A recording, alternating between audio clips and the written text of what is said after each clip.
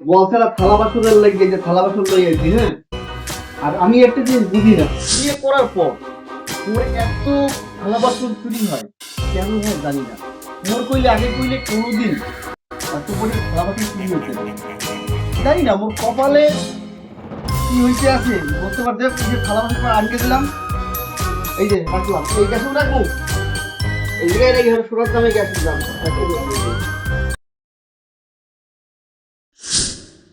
ঠিক আছে, দেখলাম।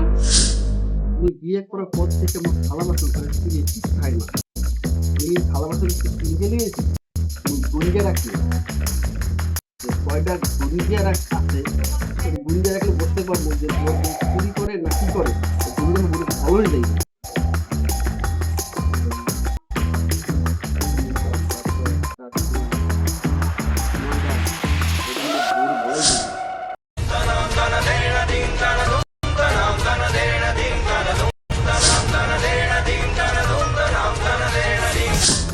দেখতে পারছো তুমি?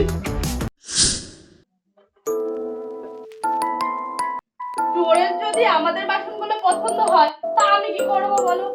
চোরেরই তো আমাদের বাসনগুলো পছন্দ হয় বলে রোজ রোজ চুরি করতে আসে।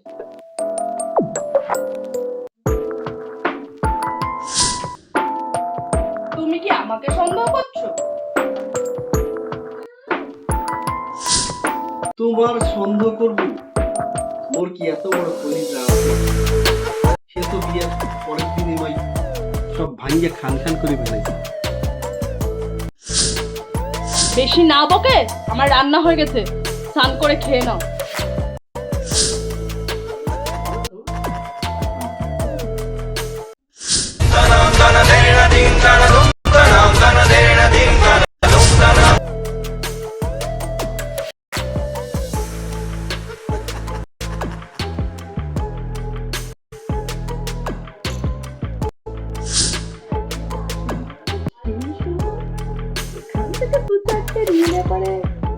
পারবে না থেকে কুকুরটা সরিয়ে রেখে এগুলো বিক্রি করে আবার নতুন কিছু সারিয়ে গয়না কিনতে পারবে। আলমারিটা এখনো কেমন যেন ফাঁকা ফাঁকা রয়েছে, আলমারিটাকে বুঝতে হবে।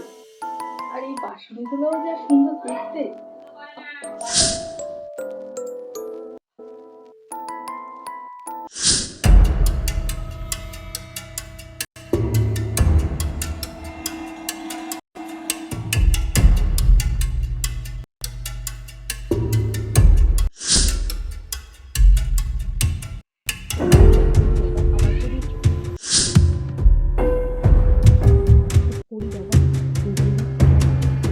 বাসন সহ্য, আমার আলমারিটা তাতে আর কি হয়ে যাবে।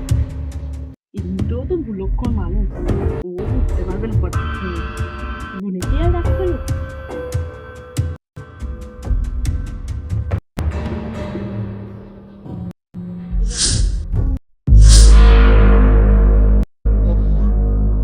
তুই এখানে ছিলি বাবা? তুই কি আমার